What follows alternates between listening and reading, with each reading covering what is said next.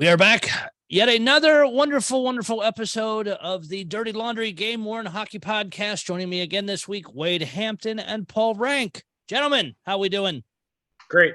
Doing well, thank you. It's sunny out in California, and Wade and I being less than 2 hours away from each other, it's awfully smoky thanks to those damn Canadians burning things.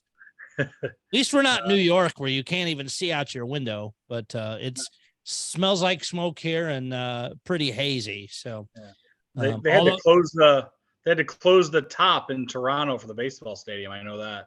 Oh, yeah. I'm just hoping Sean. Hope everybody's all right. Yeah, and I hope it's not near Sean Chalk and some of the guys up there. I know Sean went through it a couple of years ago and couldn't imagine. A lot of different things on the agenda for this evening. As we have been trying to touch on first, equipment sales. The Detroit Red Wings come up this weekend, Saturday, June 10th from 10 to 6 at the Little Caesars Arena. Going to have 2022-23 game-worn jerseys, equipment, discounts on past season jerseys, discounts on autographed pictures, and a whole lot more. Phone orders will start at 1 p.m. You can get the details from Hockeytown Authentics for the phone number if you're going to do orders. It's interesting that they're doing orders in the middle of the place being open because, God, that'd be nuts. Yeah, imagine if you're like looking for something and then somebody online orders it and they're like, "Hey, sorry, it's sold." Yeah, or trying them to get an accurate inventory as fast as stuff's going to go out the door. Don't they sell everything like? And I know in the past I've seen. Don't they sell like the jersey, the pants, the socks, and all of it together for certain things, isn't it, Paul? They do that for the reverse retro sets. Okay. They did that. But not everything. Not everything. No, they reverse retro sets. 2-3 years ago, whatever it was for the first one, and then this past year they've already sold the reverse retro sets. Those were January or February, I can't remember. After they were done wearing them, so it will be a disappointment. Those will not be at the sale. They're already in collectors' hands. So. The next one is going on had I have known that, I'd have tried to reach out to anybody that have probably been too busy to respond, is as of right now, the Seattle Kraken sale. It started, as we're recording this, it's 8:50 p.m. Central Time, so 6:50 p.m. on the West Coast where Paul is out there. 4 to 6, they had the pre-sale for the Kraken Hockey League people and season ticket holders, 6 to 8 p.m. for the general public. This is an exciting opportunity to purchase Kraken player gently and not so gently used gear. First come, first serve. Gear bags, toiletry bags, mesh bags, helmets, visors, skates, skate guards, new and used sticks, hoodies, pants, gloves, shells, socks, goalie equipment, and pucks. No jerseys because My Gray has them. I'm hoping to see some pictures and some info on the sale, how it went. I'm on the page where it was posted, and from the this was on the Game Worn Hockey Collectors, the main our big page, I guess it's the granddaddy of all the pages. But the comments were all from the day it was posted. I'll check around and see if there's any updates. And for anybody, if they listen to this podcast, hear it, reach out to me. In 2 weeks, I'd love to hear kind of how theirs went. One that happened this past weekend, and I don't know if you guys saw it, but I was cracking up at the posts online because, of course, I join groups of all the Game Worn pages, even if it's not teams that I would buy or really follow. But this was posted in Chicago Blackhawks group that also covers the Ice Hogs and things like that. Well, the Ice Hogs did their sale this weekend, and I think we even mentioned it 2 weeks ago at the last podcast. And it sounds like it was a shit show. Their pricing was stupid. Yeah. And again, I don't rip on collectors for pricing, but the team's dumb. Did you guys see the pricing on some of this stuff? I think the cheapest rack I saw was like $750 for jerseys. Yep. Yeah, I was shocked. I know the Ice Hog stuff goes fairly high, but I was surprised at a sale like that. Nothing jersey-wise seemed what's the right word? Reasonable. And one of the bigger racks they have, and if you're a part of the Blackhawks group and missed it on one of the pages, they have the picture of all the racks. One of the big round racks $1,000 for each of those jerseys. I mean, some of the designs I will say are very cool. The gray one with the pig logo in the middle and stuff. They're very sharp. Yeah. Even as They have even some if I was good an looking Ice stuff. Hogs fan, that's a lot of money to chunk down for those jerseys. I guess the hard thing is I don't know what, like, you know, where they're selling them. Are they selling them on Dash, which seems to be the place that a lot of the AHL teams like to sell stuff. If they're doing them in house, if they're doing auctions and raffles, what they're getting for them. I mean, a lot of times, and we've talked about it in the past, a lot of times the people running these things are not hobbyists, and I think they have a disillusion of value sometimes. A lot of times they grow into learning it, but they don't have it right away. Right. Or they think because they're tied with the Hawks had a huge market and their jerseys are tight. Well, one, they don't mass market selling them. They seem to be starting to head that way a little bit more now because of not doing their big summer event in Chicago and all that kind of stuff. And the cloud over their current team, I think that's turned a lot of people off. Yeah. So I just think, you know, you have to, I mean, if you're going to call it a summer sale and you're doing it as something that's designed to help, you know, put, you know, collectors to the stuff, then it has to be priced accordingly in some level, you know, and I right. think they missed the boat there. I mean, again, we weren't there, so I don't know what those racks look like at the end of the thing, but my gut tells me they probably weren't a whole lot thinner than they were when they started. And comments from people that were there kind of seem to point to that. As I kind of followed that post when it started throughout the rest of the day, and everybody's like, yeah, there's not many jerseys leaving those racks. And these were collectors and people that go the deal between the Hawks and the Ice Hogs, and I think they were pretty shocked with it too. Sure. I mean, there is one comment on the thread that someone went to a game back in March and they had gamers there for 400. Then why? Yeah, Then why the hell would you jack them up like that? And maybe they're some of those may have been specialty ones. I don't know what specialty and what's regular of those just by looking at them. And I know some of the specialties go higher, but for crap's sake, you're also a smaller team. That goes back in your budget to buy future stuff. You think you wouldn't want to hang on to it, but whatever. I'm not in that line of work to run those businesses and know how the back end goes. Speaking of some other jersey related sales stuff, you do have open right after we did our last show, Classic Auctions. You've got the Bobby Hull collection in here, Ray Bork's collection. You got a lot of championship rings and trophies, Montreal Canadiens, a lot of Maple Leafs, Bobby Orr stuff, Rangers. There's a good mix of things in here. Some interesting pieces if you want some, I won't call them oddball, but out of the ordinary things.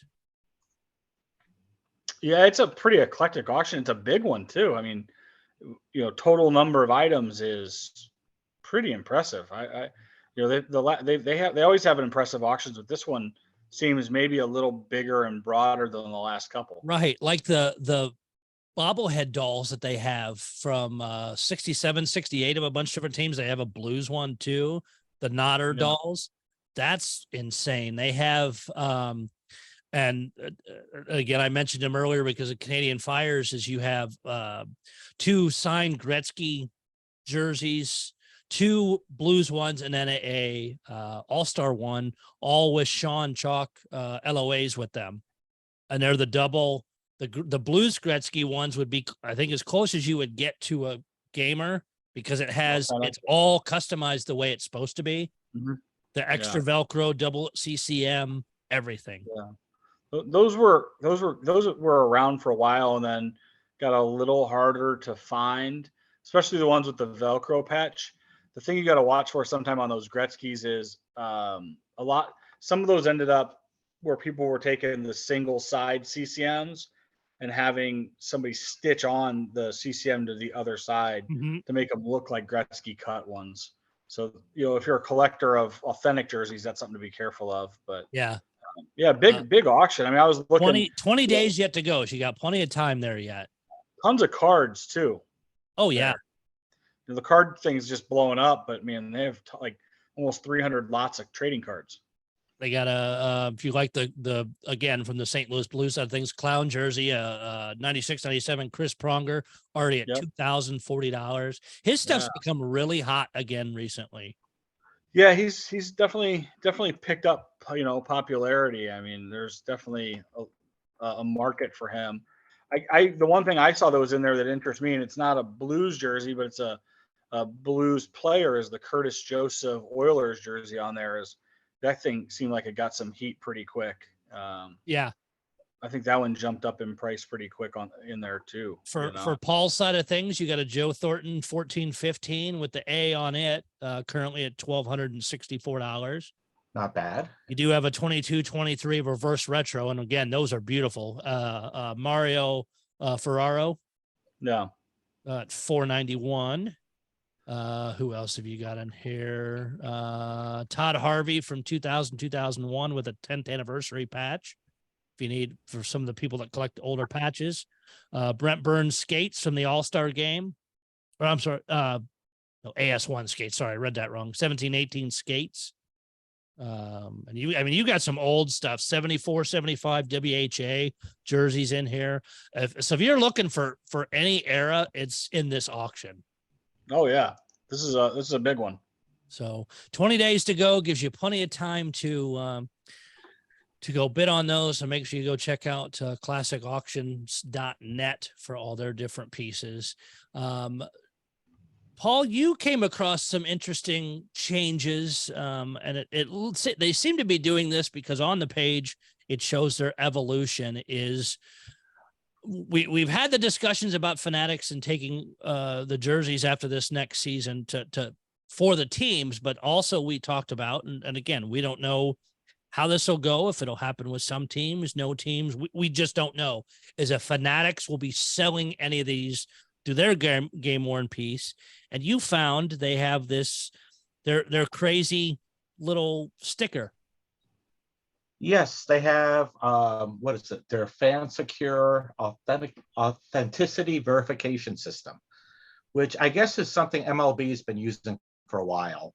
And it just keeps evolving on how they do it. When I recall when they first started doing the Rangers jerseys, there was just like a little hologram on it, real tiny. Those of us who are older and have terrible eyes, it was terrible to read. Tiny print. And then they have this website at fanatics.com/fansecure. And the old method was you'd get the ID off the hologram and type it in, and it will tell you about the jersey, what it was. I guess now since April, there's another step. You got to read the hologram number off of it, which is hard enough for some of us. And then there's a key code, which is in another area of the hologram down below. And it's 3 letters. And it doesn't matter what you enter them in as, but you have to turn it to read it. And I had a jersey here for a friend, and I could not read that key code, no matter how hard I tried. And I kept entering it into the authentication page, and it eventually just locked me out and threw me an error. And I tried to talk to Fanatics about it, and that was, I guess, non-helpful, and couldn't get anywhere with it. Gee, I expected a different answer than that, Paul. And I don't know if I did do a screen share. I don't know if you guys are seeing it okay there, of the sticker and the little logo and that. And it is, as you can see down here, those are the different holograms they've used in the past. And now, progressing this new one. I mean, it is, I will say I don't mind it in the fact that they're making it's more tamper resistant and things like that. It's interesting that they do lock you out after a while. Because I guess only thing I can figure is if you're like somehow randomly able to guess the numbers and the key code combination, you can somehow fake their sticker. But the odds of being able to come up with the number that's that long and the key code to match, forget it. Yeah, I mean, before they added the key code, you could get the number, put it in there, and find out when they thought the jersey was worn. For example, going back to the World Cup of Hockey, when they were selling those, that's when we first started playing with this. You entered in the ID, you got the information of when they claimed, like what periods the jersey was worn. Mhm. And it was a start at least. But, I found this now, not being able to get in, that information is worth more than just authenticating the jersey. Yeah. And I mean, we can debate this. I see this as authentication of the hologram, Yeah. not of what it's attached to. Because I know, like, when they put them on the fight straps before they've fallen off, they now say it's tamper resistant. Well, They all say that. I mean, right. Yeah.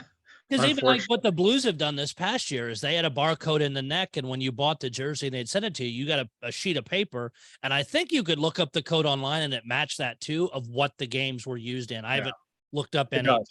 Yeah. The Blues stickers that they put on the letter, and then they put the sticker on the jersey. That sticker comes off. Like, I have a couple jerseys that unfortunately I think I lost the sticker that was on the jersey, and I honestly, when I get them at this point, I get the jersey that's the sticker that's on the jersey, and I take it off and I attach it to the letter next to the other sticker, because they fall off and they don't stick to anything. And that's just the nature of stickers. And Right. I worked in the sticker business, the authentication sticker business for a while, and there's no foolproof answer to the whole thing, unfortunately. This is Fanatics trying, but in the same sense, like, that's somebody who's not really, whoever came up with this thing is somebody who's not really a hobbyist, who doesn't understand how complex and painful that key code thing is going to be. So, I mean, that's going to be a pain. It just watching like sitting here looking at your screen with that thing moving around to try to figure out the letters. Yeah, and you can do them in any order, which get out of here. I mean, there's At other least that ways to helps. keep it safe. What's that? I mean, at least it helps. It can be any order, but still, reading, Yeah. I was not able to do it, but Yeah, it seems redundant to have that on there with the cert number and the QR code and yada yada. They're always trying to figure out a way to make it more complex without, when there's simpler ways to do it. and just like we've talked in the past with any online verification thing, and I know Fanatics is a multi-billion-dollar business now and all these things, but even multi-billion-dollar businesses fail. What happens if 5 years from now, after you sold a shit ton of stuff, they get, let's say, even they get bought out by somebody else, and the end of this support goes away and it's all deleted. Or God forbid, the laptop, which has all the data on it, gets lost. Yeah. Yeah. Sorry, that's, for people who don't know, that's a reference to the Red Wings program. That a lot of the earlier jerseys, well, let me backtrace just a little bit. The Red Wings also had a hologram program, and I think they still have it. And you get 2 holograms, one which you can put on your LOI, one you can put on your jersey. And interestingly, both come in an envelope, not put on anything yet. But the database for a lot of the earlier jerseys, and I think this is about 4 or 5 years ago now this happened, were lost when a laptop crashed, and no one has a copy of the database. So we've tried to piece some of it together from old price lists and stuff, but that's and do you know how many years ago that was? You remember? Pre-COVID, but I'm not sure how much. So not 10 years ago, but call it 5.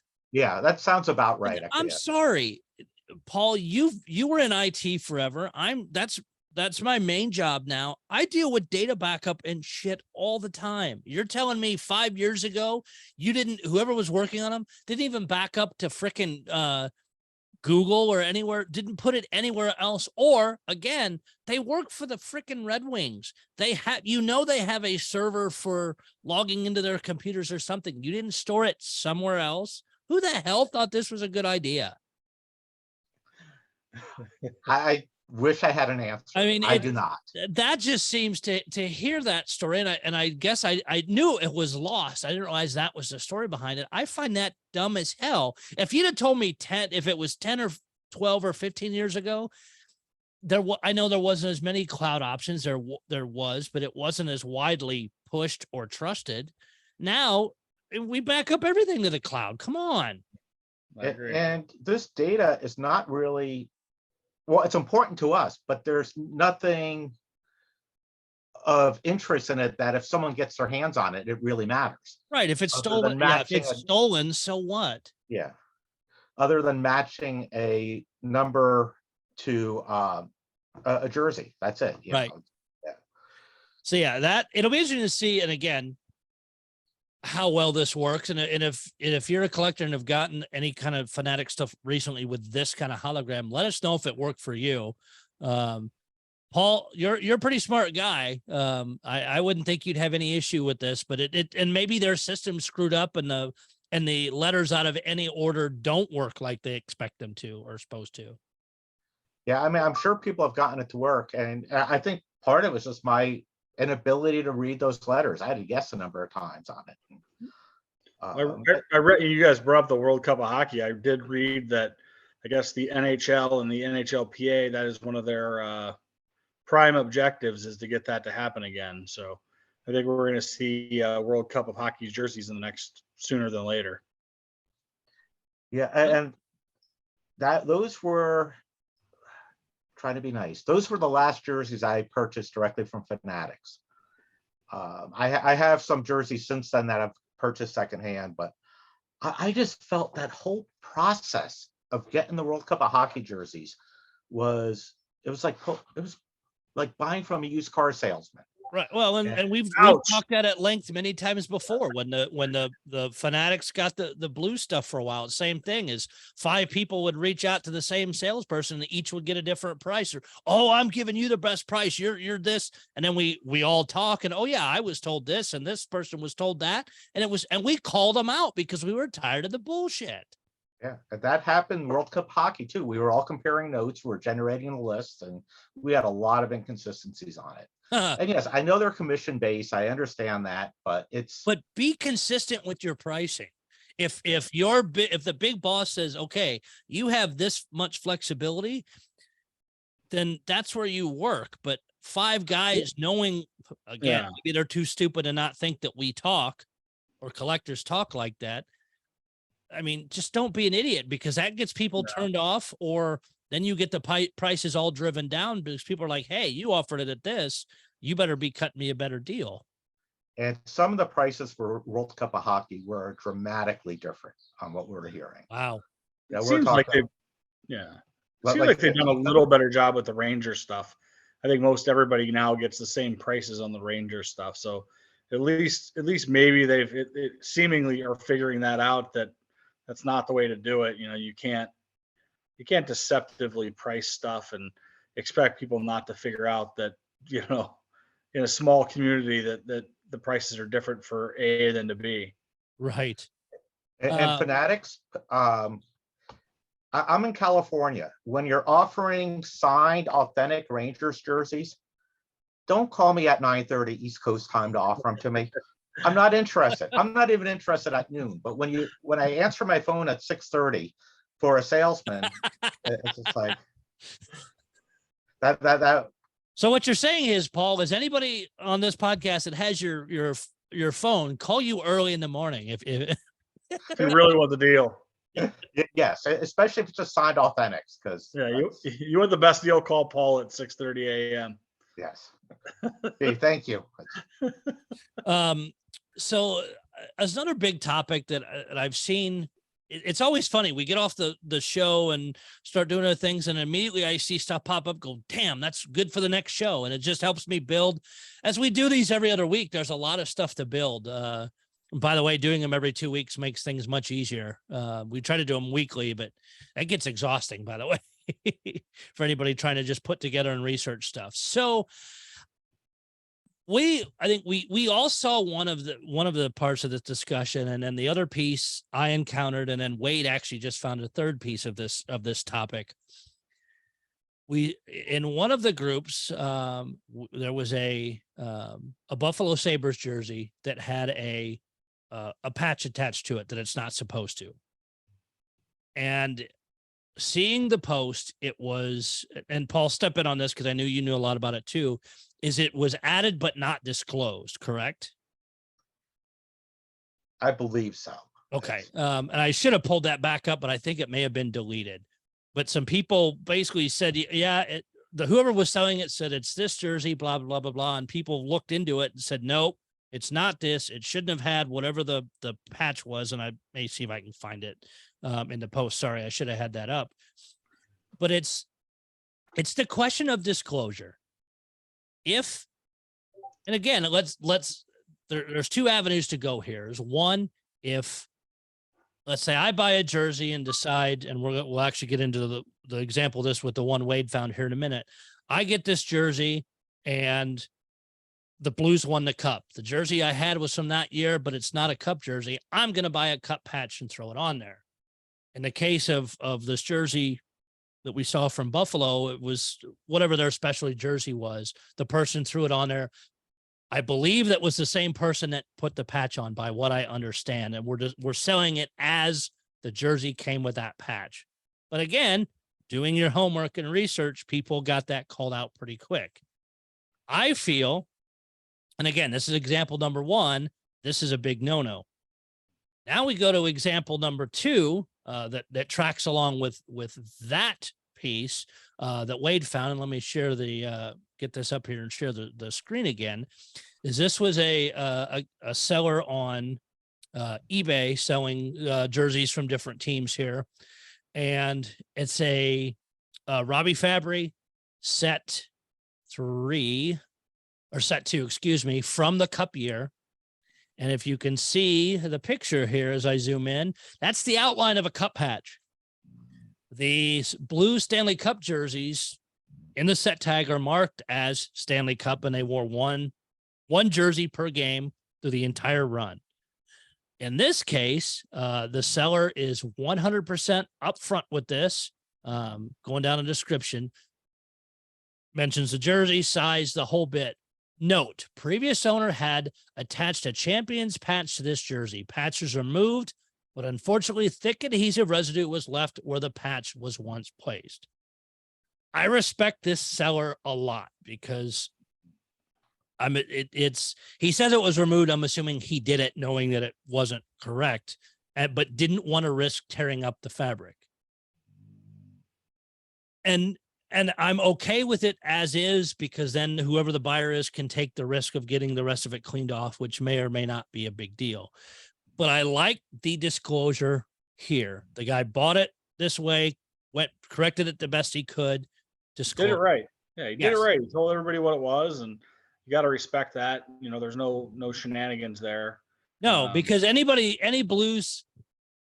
most Blues collectors, as soon as they see that set tag, should know that patch doesn't belong there.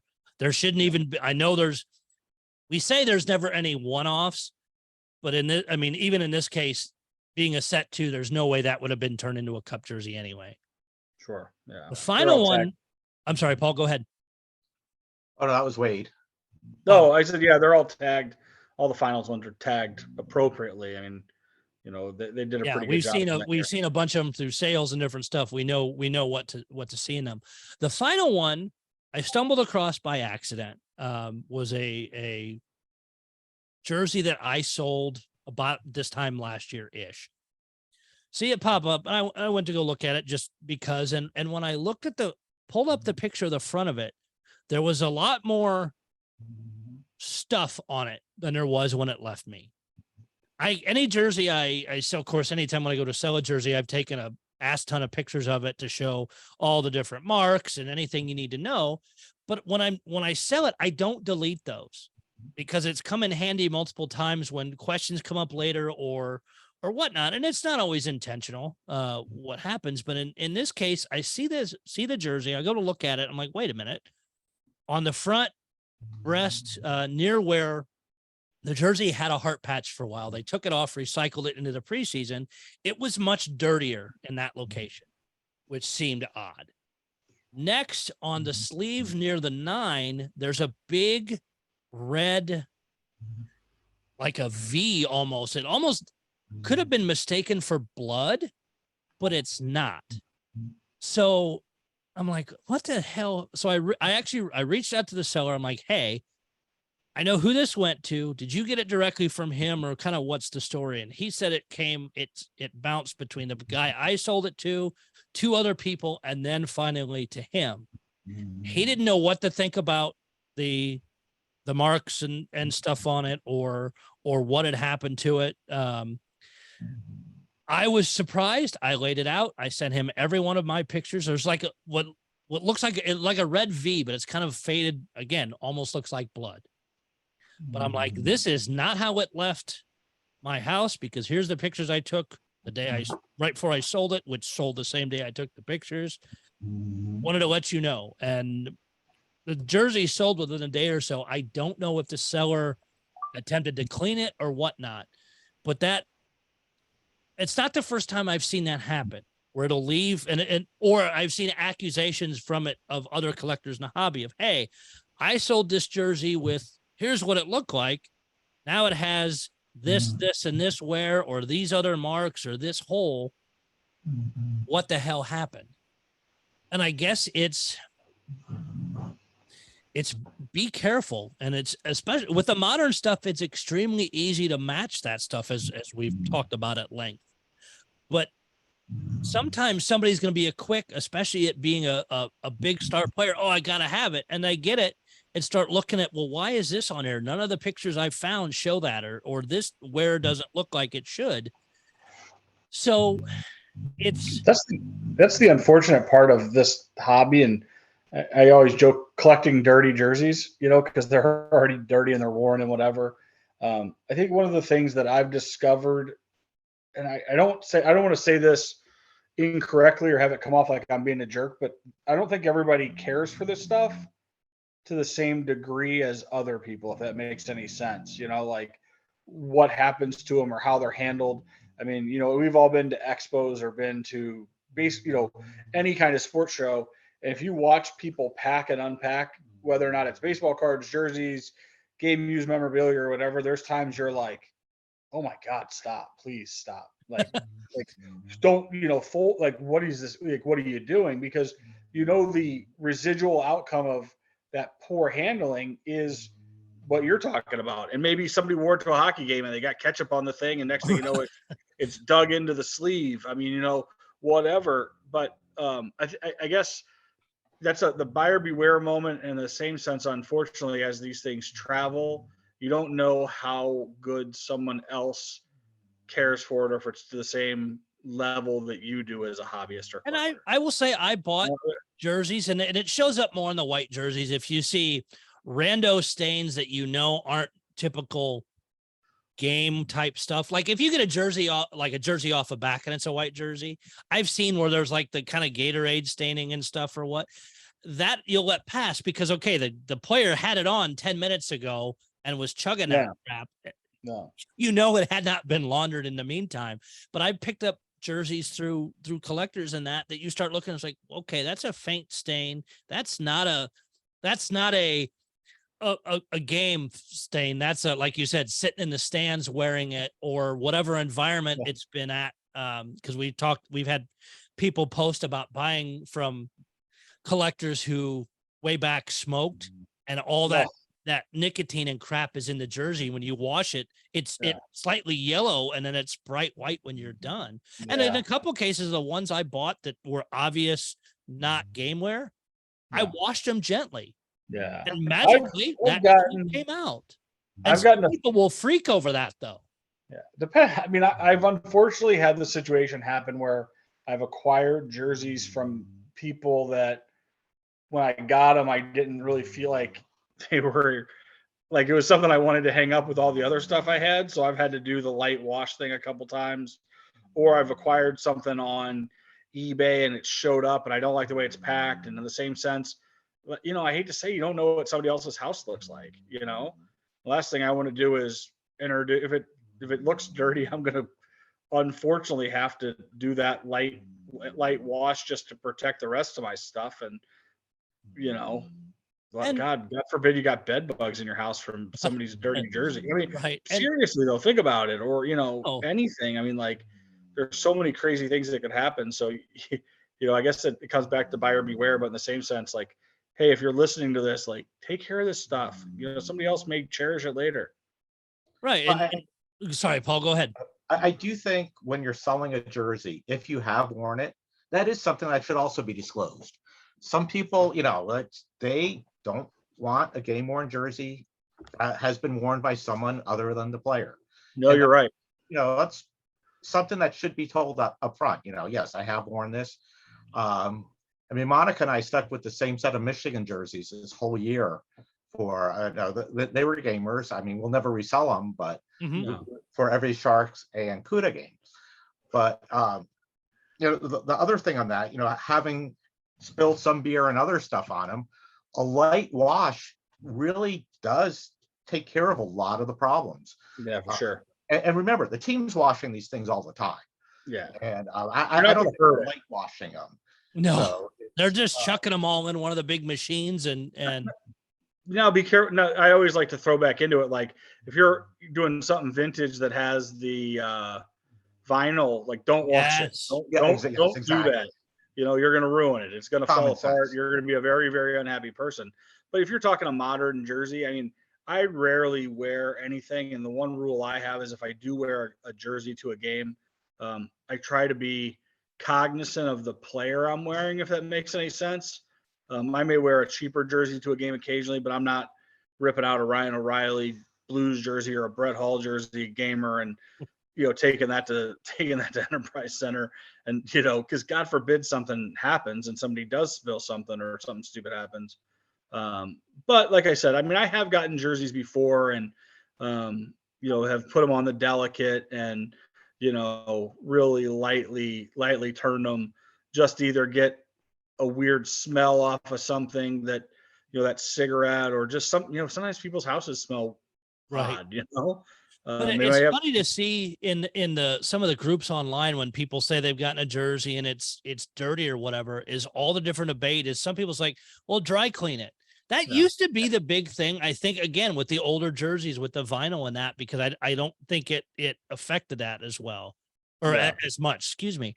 But yeah, anything minor, throw it in the washing machine. Again, gentle cycle, but it's they're on the ice. They're getting the shit beat out of them. It's your washing machine, unless something really weird happens, isn't going to screw them up. No, not at all. Not at all. Be sensible. But it's one of those things of, look, if you're going to customize a gamer and throw stuff on it that doesn't need to be on there, you better disclose it. Or if you get caught, you're going to be in trouble. Yeah, like, I mean, going back to the jersey of yours that you're talking about, I think that jersey to me sounds like just the conversation that if in the last year that thing's changed hands 3 or 4 times, I mean, who knows? Somebody wore it to a game, somebody did whatever. It sounds like that is a prime example of a jersey that could probably use a 15-minute quick wash to work out those little problems you're talking about. Right. That's a great candidate for that treatment, And again, it may not have been intentional, but if you notice that, don't clean it up yourself. Don't move it on and or disclose it. Say, hey, I got this dirty, but I'm too nervous to wash it. Do you want it as is? Yeah, absolutely. But in this case, there's plenty of people in this hobby who would help you too. I mean, like, I don't want people mailing me jerseys for me to wash for them. But in the same sense, if it was, like if there was a local collector who was like, hey, I've got this is the problem. I mean, hey, I'd be happy to help.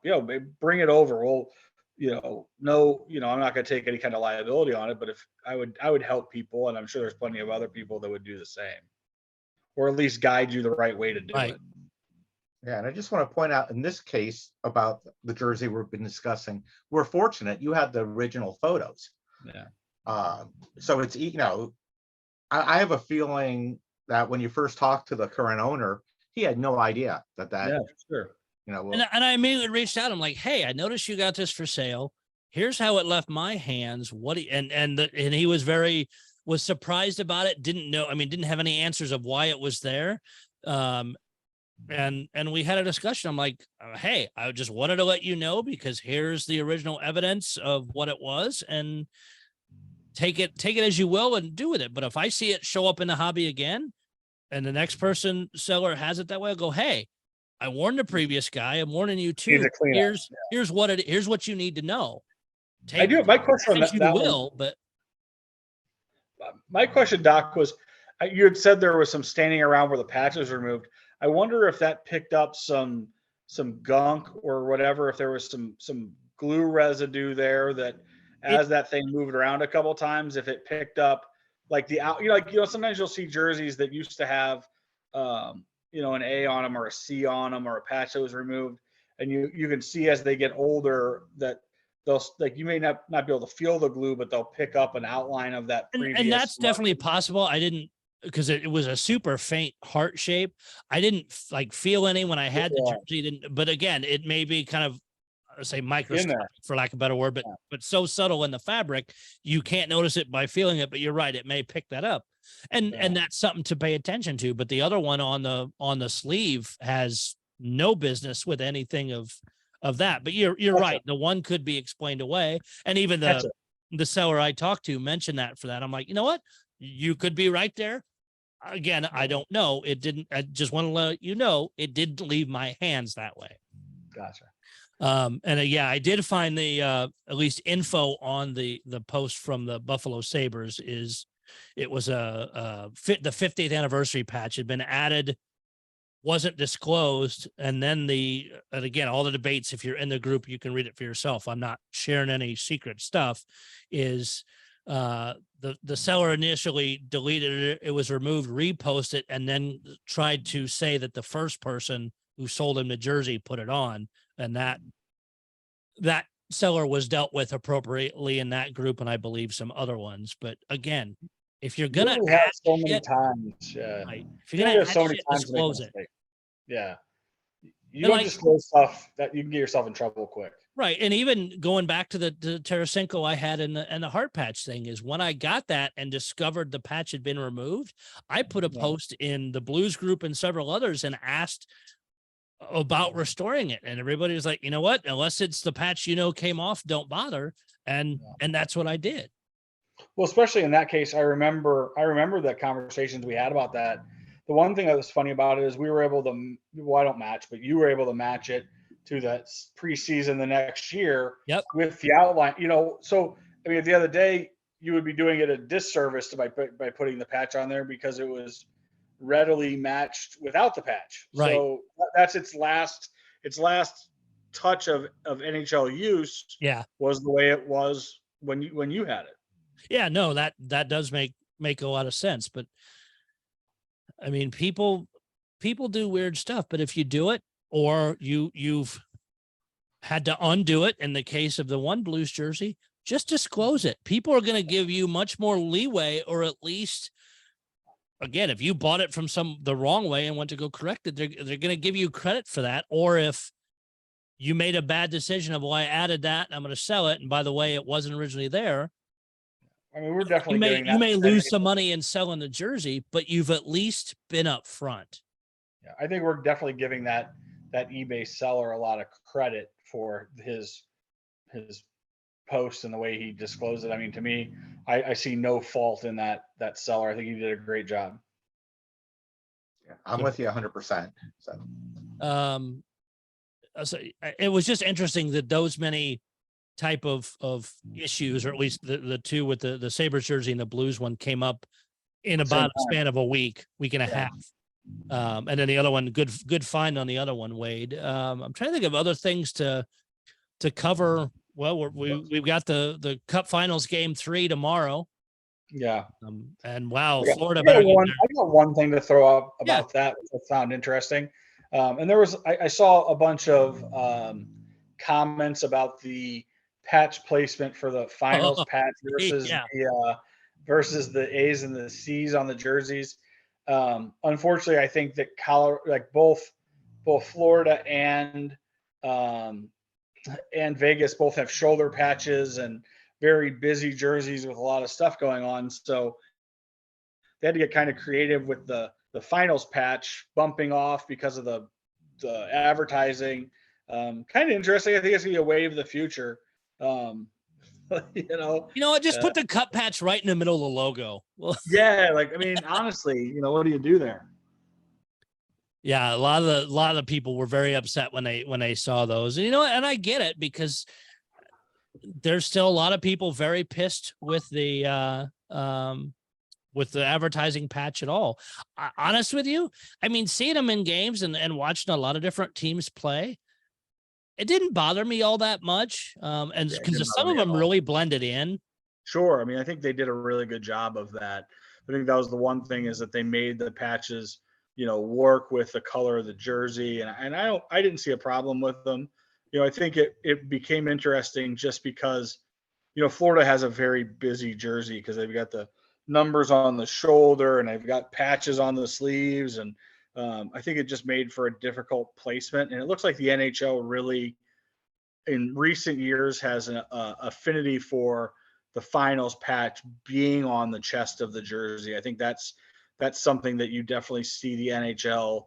That's the MO, and I think that's probably the guideline that the team has, that it can't go on a shoulder or a sleeve at this point.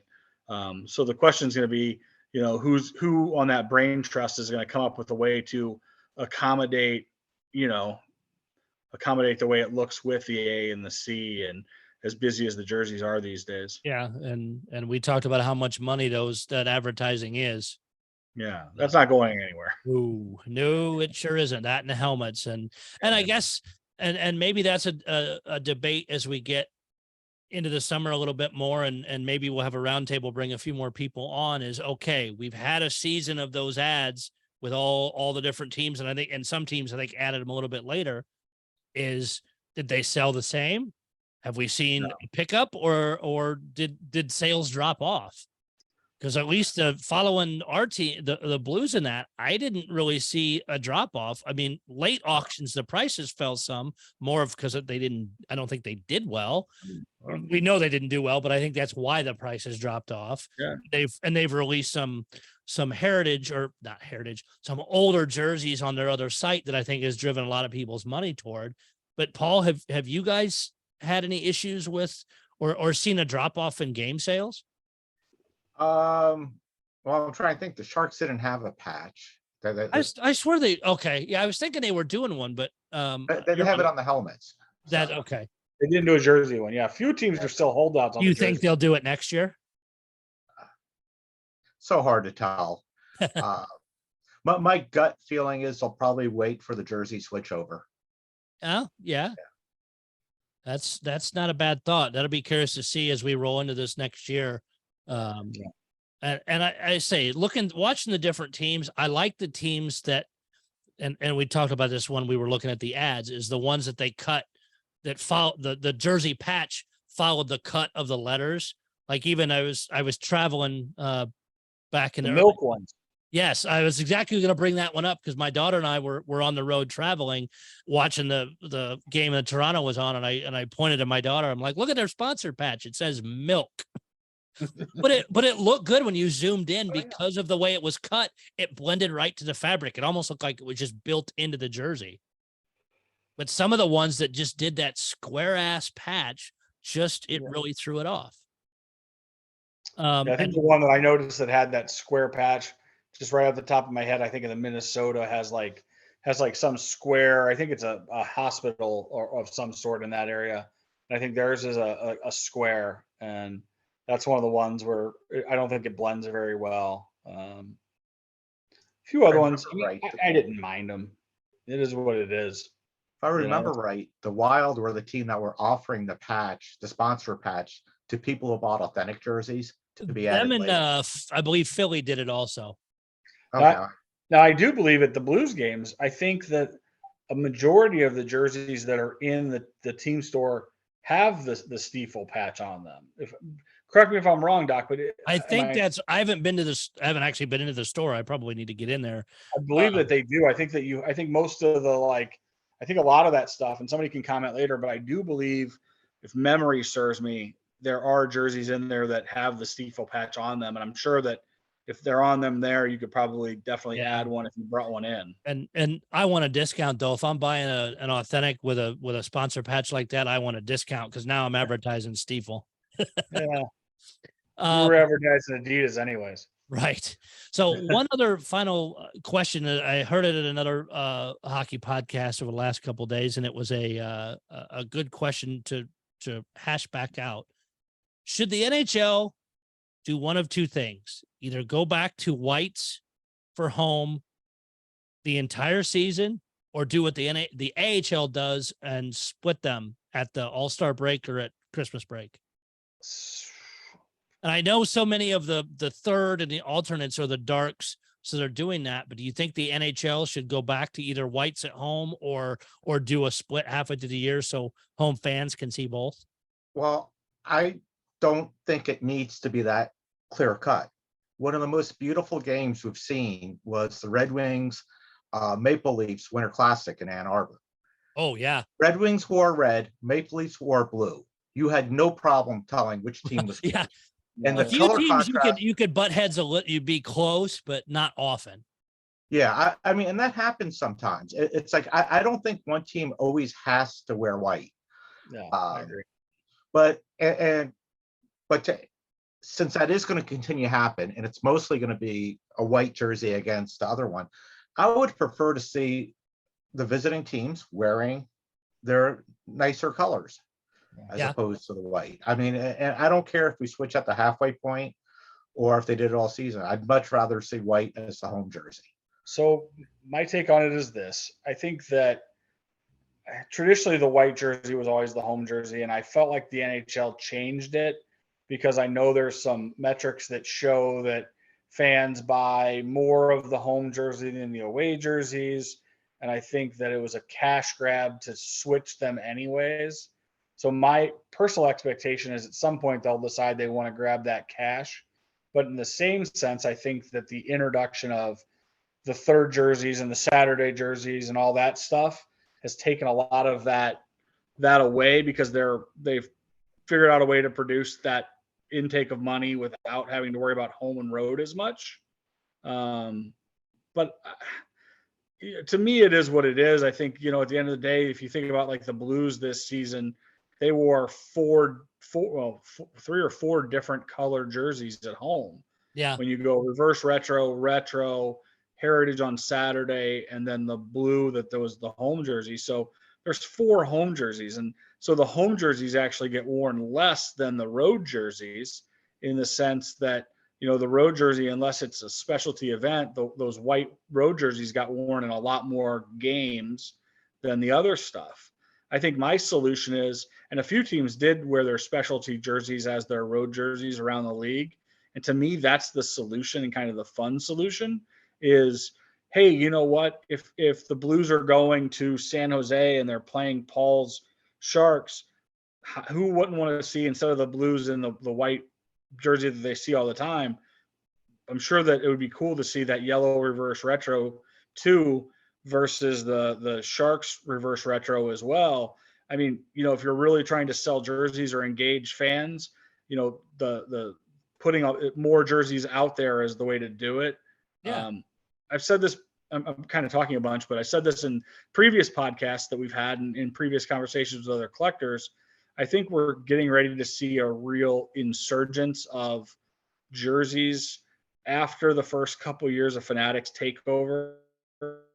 If you look at what Fanatics controls brand-wise with Major League Baseball and the NBA, I mean, the NBA is wearing a ton of different jerseys all the time. MLB's got a ton of different jerseys. The only thing that's going to save hockey from that is the cost of hockey jerseys versus the cost of manufacturing baseball and basketball jerseys. But I do think that the influx of more specialty and more whatever is right around the corner when Fanatics gets a hold of this. Well, but even look at the AHL level, the amount of all the different, I think the Thunderbirds alone have 5 or 6 different ones. You see all these different teams do. They wear them in game. Yeah, they don't do they're not warm-ups. They wear them for one or multiple games, and these teams just crank them out because again, they also find if it's a special event, it's this charity or this, that, whatever, but they also know they can get top dollar for those. And I think you may see, because the NHL is they're ranked way down, like overall monetary wise compared to other stuff. And maybe that would, like you said, inject more money in there. But Yeah, fans at that price point for those jerseys, the fans can only swing so many. correct. You see that with the NBA stuff. I mean, I'm not a huge NBA fan, but it is neat. I mean, like they've come up with some pretty cool creative stuff that you see those teams wearing, some interesting stuff. And Major League Baseball's done some fun stuff as well. I mean, they always have. If you're a collector of jerseys outside of just hockey, Major League Baseball's done Turn Back the Clock and specialty event jerseys for a long time, and I think it's fun and people want to buy them. And at the end of the day, it's all about cost effectiveness for the franchises. So we start designing some interesting jerseys, and I've had a lot of like newer collectors. What should I look? I want to get some jersey that's got some good marks on it. I said honestly, so go buy a road jersey, because especially when the Blues are good at it, and I don't know if the Sharks are, Paul, on their site, is at the beginning of the season, the Blues will put out all the jerseys, the types they have, the reverse retro, the whole bit, and put the dates out. What they're wearing, and it's happened where they've had to tweak them a little bit. Maybe one of them's worn in one extra game, but you can chart out then, okay, here's how many regular home jerseys were worn, or how many games each one was worn, and kind of do it down. Well, whites, okay, the first set was worn from preseason to December, and they played 20 road games in that set. That jersey was worn in 20 games. That's where you're going to see the most wear. Is you may find the home stuff, you may be lucky if you get 5 or 6 games out of it. Oh yeah, depending on their schedule. I agree. So if you're a new collector and you're not sure, look at if you like whites, look at the road jersey if you want to see more marks and stuff on them. Yeah, absolutely. Any other final thoughts before we get out of here, gentlemen? No, just looking forward to the game tomorrow night. Yeah. Florida better figure out how to score real quick and keep Vegas down, or God, I don't want to see a sweep. All the odds makers and other national people I follow are saying Florida's going to win one. Well, if they don't win the next one, I think it's going to be, you're going to be really hard pressed. I think this game 3 is a must win for Florida. And I think they need to do it convincingly to get themselves back in the series. And going back home will help that too. Yeah, for sure. I mean, Vegas from all accounts is a pretty tough place to play. I think loud and, their game day operation is pretty spot on. And, there's a lot of people that say that's a really, really hard place to play. And when it's filled up and people are excited. Yeah. What a change from 2 years ago. Yeah. Okay. Wow. I mean, Vegas is going to be interesting too. It sounds like they're going to have the A's, if you would have thought, if you 10 years ago, if you would have said Vegas is going to have 3 major pro sports teams, I probably would have chuckled at you. And, it's happened. And, it kind of shows the volatility of some of these other cities and stuff moving around. So poor Oakland. Yeah. But hey, Vegas has the dollars, and they'll draw fans from every team because it's cheap to fly there pretty much anywhere you live. Sure. Well, I mean, yeah, it's a destination place, Yeah. Who doesn't want to go to Vegas? Right. Well, on that note, we'll watch another good Cup game tonight. Be back in 2 weeks for more fun topics, a lot of stuff to cover. Gentlemen, it's been a pleasure as always. Night, guys. Note of the Dirty Laundry Game Worn Hockey Podcast in the books. Make sure you, if you're watching on YouTube, like, subscribe there. If you're on Spotify, any of the other platforms, like us, rate us, all that. I want to try and get us moved up. I know we've had a crap ton of listens. And if you have ideas of topics you want to see about coming on the show, please reach out to either me, Paul, Wade, and we'll sort it out and get it worked in. We'll see you next time.